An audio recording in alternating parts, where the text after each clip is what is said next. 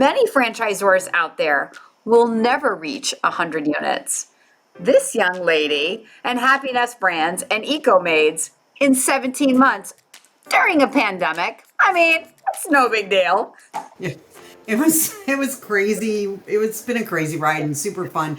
I feel like a big reason for the growth is one, it's just the space we're in. It's the right time for eco-friendly cleaning, and there's a lot of really cool legacy brands in our space, but they're pretty much sold out, and they're a little bit more, I would say, mature and older school as far as cleaning protocols and things like that. So we are entirely green, eco-friendly, but we're focused on science-based cleaning. So we're really addressing the opportunity to get into sustainability businesses and things like that.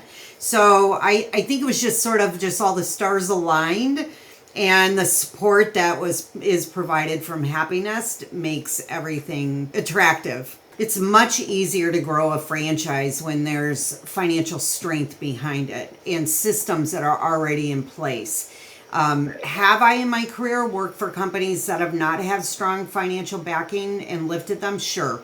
It's just harder. It's not that they would not be successful. It's just their money is limited and allocated in need base right out of the gate, right? They have to take that money that a franchisee pays and they have to use it in different ways than like ecomaids would do it, or a Happiness brand, because we already have it all, right? So we're able to take time and care to be able to develop and continue to look at cutting edge solutions and technology, and just in our case, in cleaning protocols and equipment and things like that. And also, probably the biggest thing is the marketing, right?